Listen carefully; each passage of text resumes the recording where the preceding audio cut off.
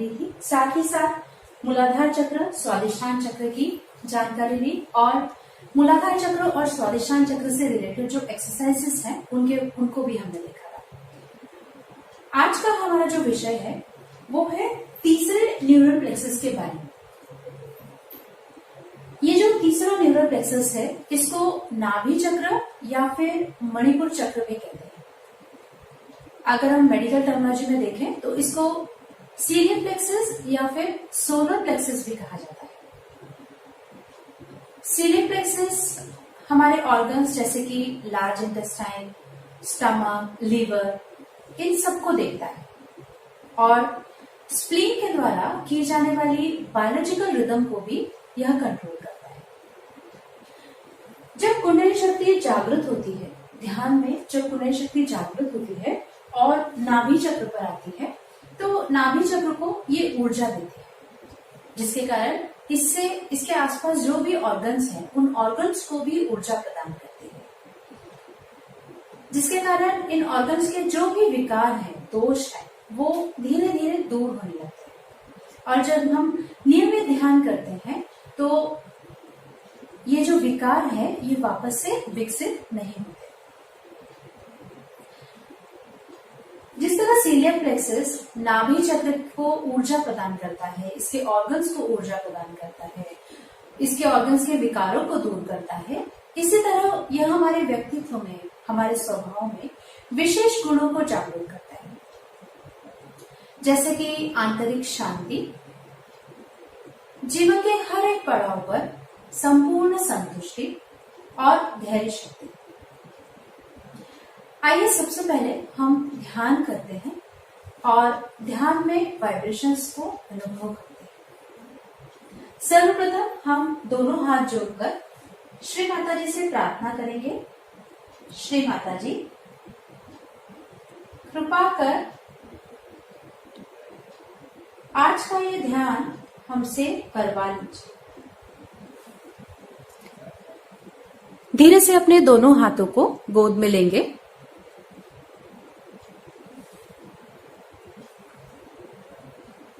हमारा पूरा अटेंशन दोनों हाथों पर और तालू पर रखेंगे।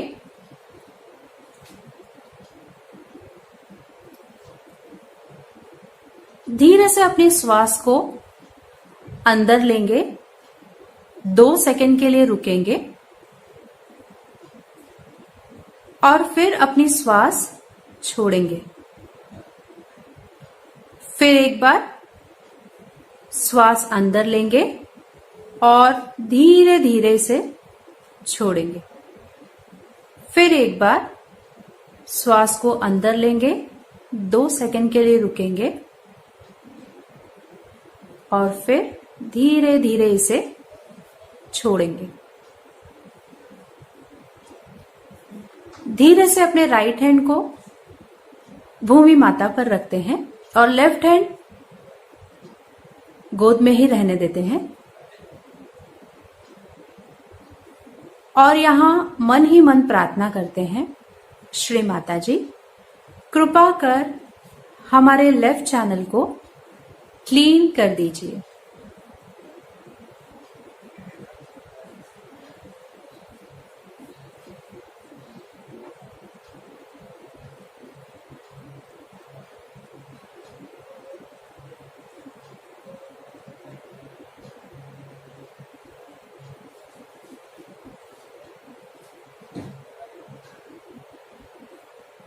धीरे से अपने राइट हैंड को गोद में लेंगे और लेफ्ट हैंड को आकाश की तरफ करेंगे और यहां प्रार्थना करेंगे,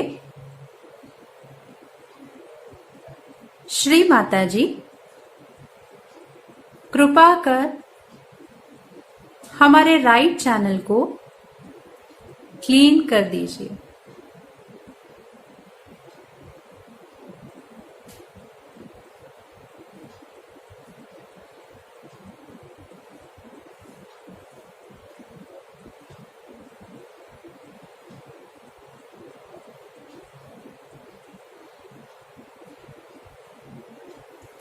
दोनों हाथों को गोद में लेके आएंगे।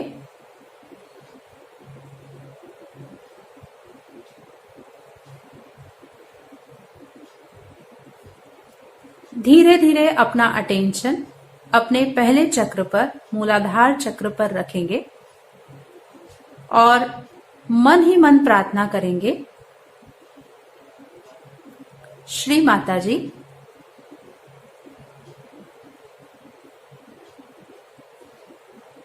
कृपा कर हमें अबोधिता दीजिए।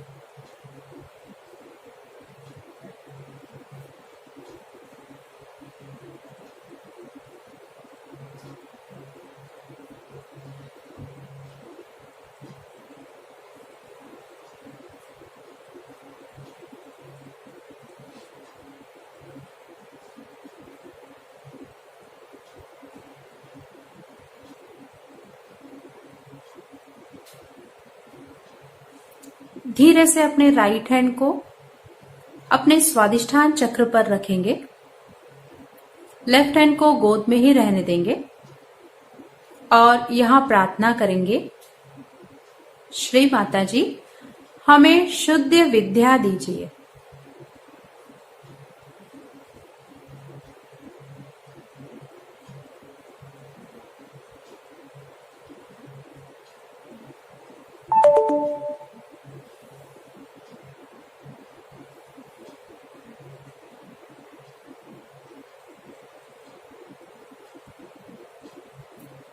धीरे से अपने राइट हैंड को अपने नाभि पर रखते हैं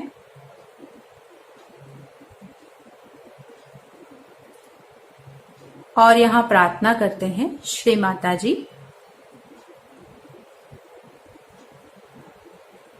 हमें पूर्ण समाधान दीजिए, हमारे अंदर धैर्य शक्ति को जागृत कर दीजिए।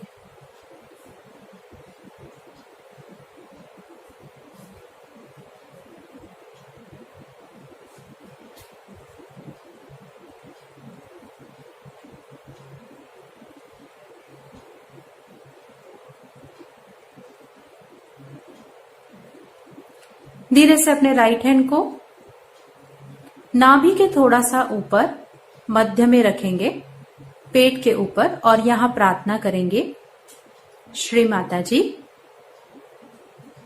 कृपा कर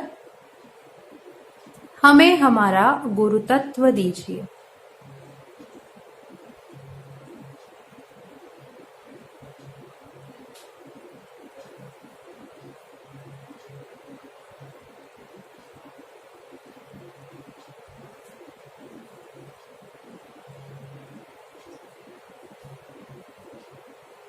धीरे से अपने राइट हैंड को अपने तालू पर रखते हैं, सिर को थोड़ा सा आगे की ओर झुकाएंगे,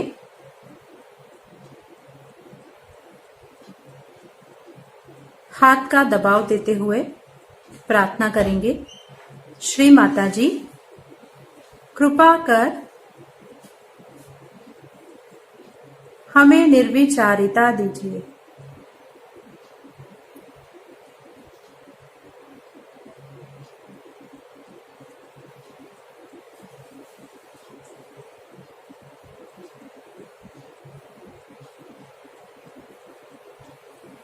इसी स्थिति में हम 2 मिनट ध्यान करते हैं।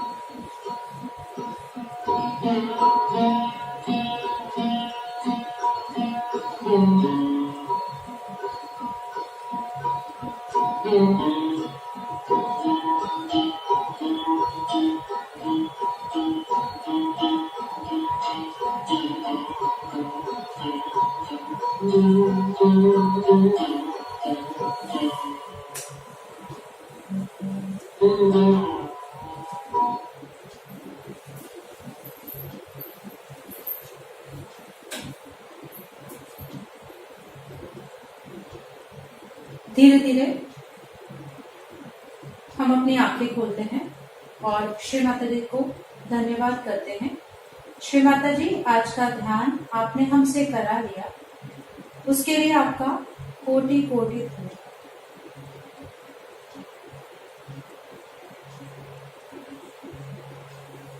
आप सबको कैसा महसूस हुआ? जरूरी आपको अच्छा महसूस हुआ होगा। आपके वाइब्रेशंस में आपको चेंजेस महसूस हुए होंगे। हमारे जो पहला सेशन था और आज का सेशन है, इसमें काफी चेंजेस आपने अपने आप में पाए होंगे। आपने अपने वाइब्रेशंस में ये चेंजेस जरूर पाए होंगे। तो सिर्फ उसको जानने की जरूरत है, उसको देखने की जरूरत है। आइए अब नाभि चक्र के गुणों के बारे में जानते हैं। जैसा कि हमने बात की, नाभि चक्र हमारे अंदर आंतरिक शांति, इसी तरह धैर्य शक्ति और साथ ही साथ जीवन के हर एक पड़ाव पर संतुष्टि, समाधान प्रदान करता है।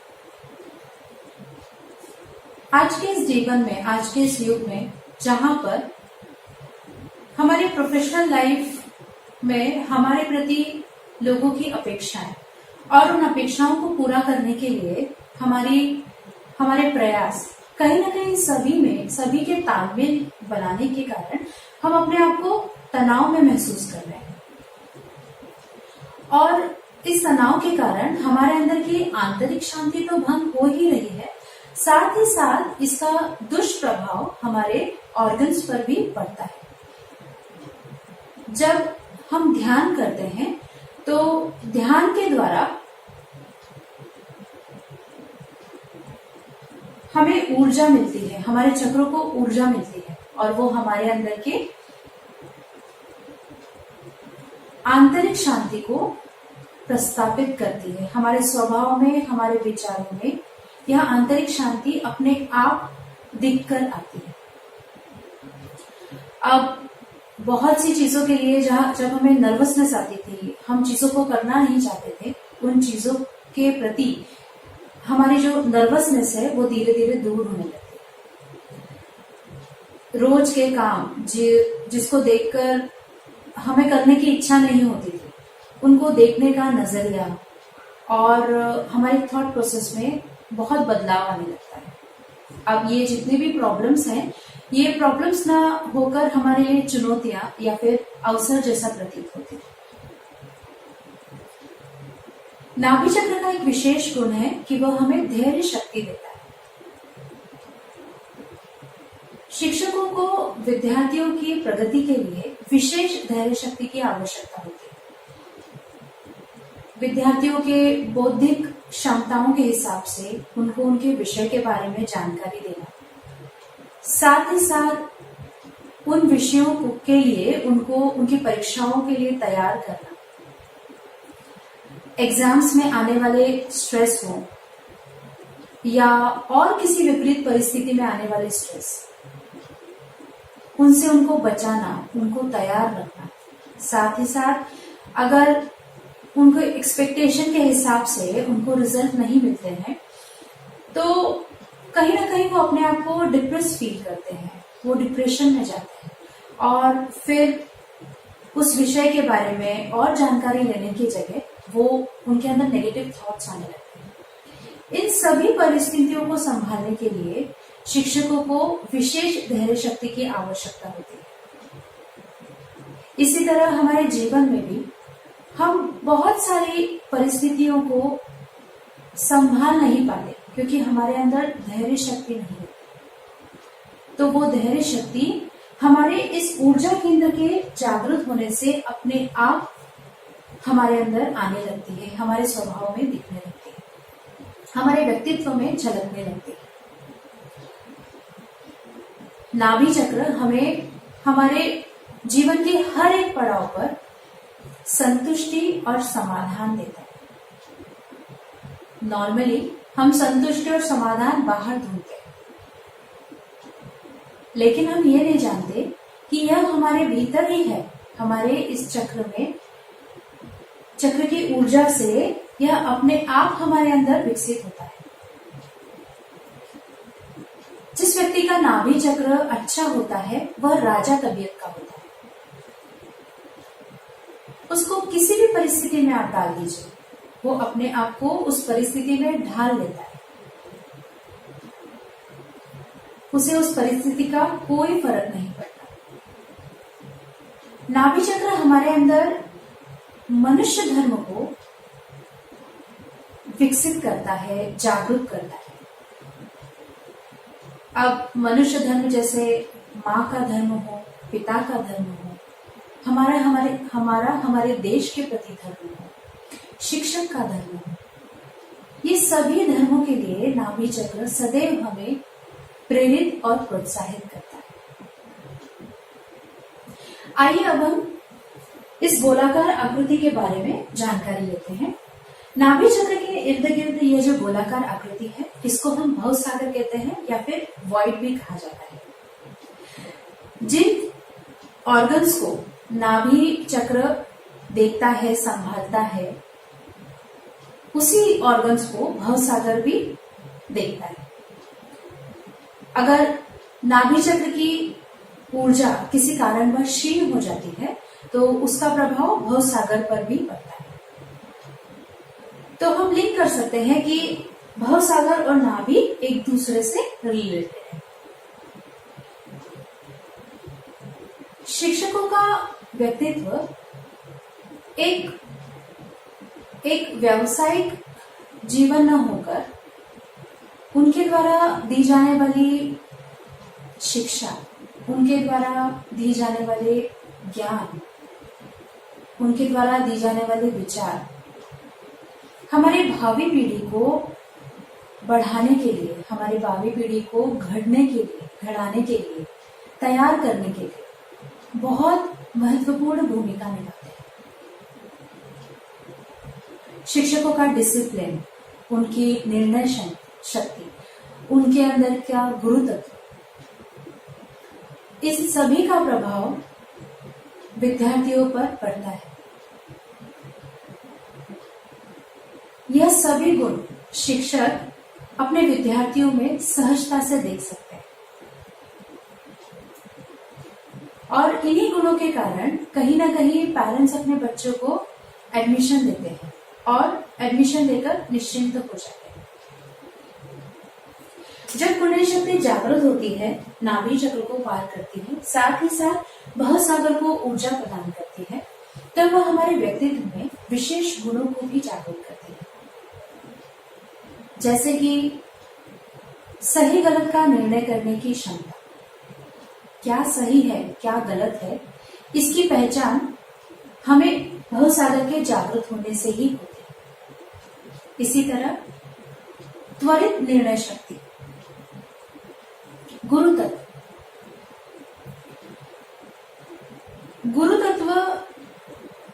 मतलब हमारे अंदर गुरु की पावर।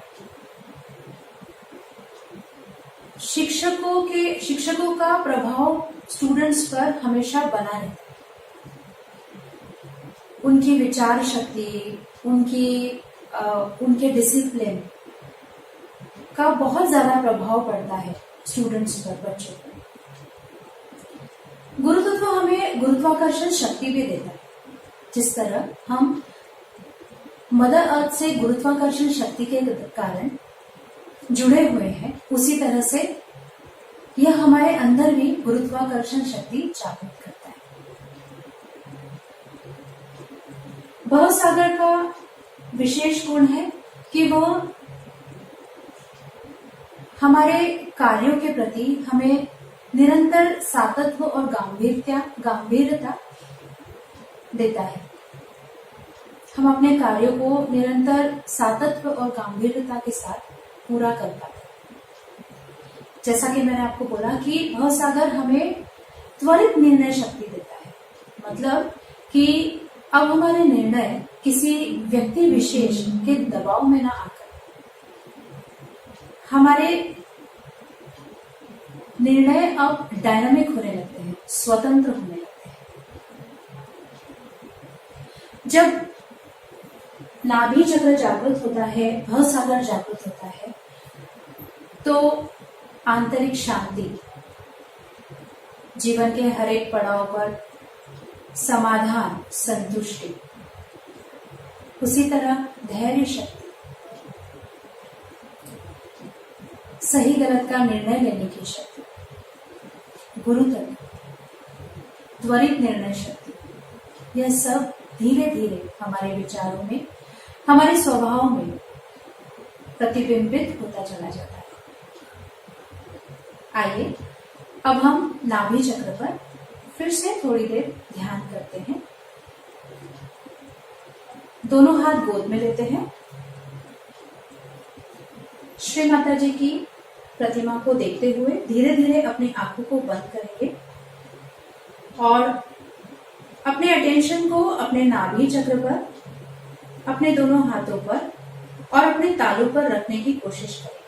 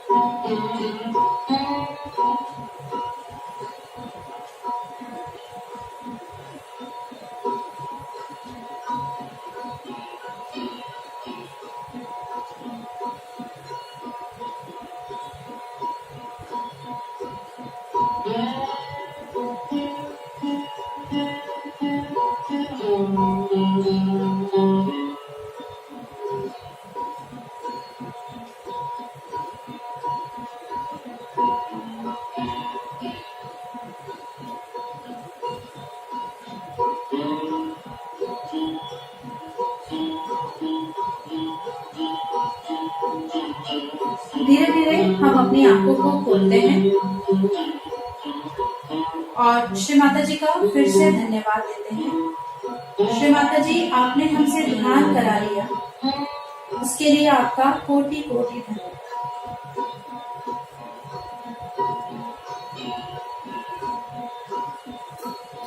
अब धीरे से अपने राइट हैंड को अपने तालू पर रखेंगे, आधांतरी 2 इंच ऊपर, और देखेंगे हमारे तालू से हमें कुछ ठंडा या गर्म महसूस हो रहा है क्या।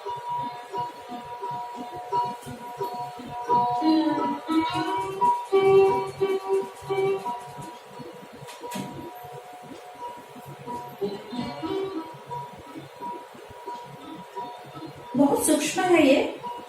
धीरे धीरे अपने हाथ को ऊपर नीचे करके देखेंगे। राइट हैंड को गोद में लेंगे और लेफ्ट हैंड से यही क्रिया वापस से करके देखेंगे।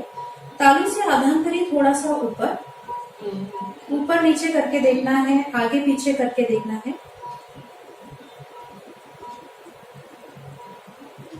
दोनों हाथ गोद में लेते हैं।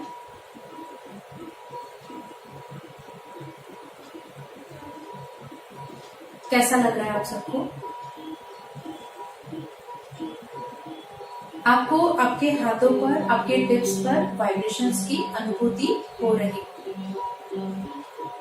और साथ ही साथ हमें शांत भी लग रहा होगा, हमारा चित्त शांत हो रहा है। तो मेडिटेशन का मुख्य उद्देश्य यही है कि हम अपने अटेंशन को अपने अंदर रख सकें, हमारे चित्त को शांत कर सकें। आशा है आप सुबह और शाम अपना 10 मिनट जरूर देते होंगे, क्योंकि अगर आप अपना समय देंगे तो ही आप इन वाइब्रेशंस को प्राप्त कर सकेंगे। आगे का हमारा सेशन लीवर डाइट के ऊपर है। लीवर डाइट मतलब कि हम ऐसा हमारे खान पान में हम क्या चेंजेस कर सकते हैं जिससे कि हमारा लीवर जो कि सतत कार्य करता रहता है उसे हम ठीक रख सकें। आपने इस सेशन को इतने अच्छे से सुना, आपका बहुत बहुत धन्यवाद।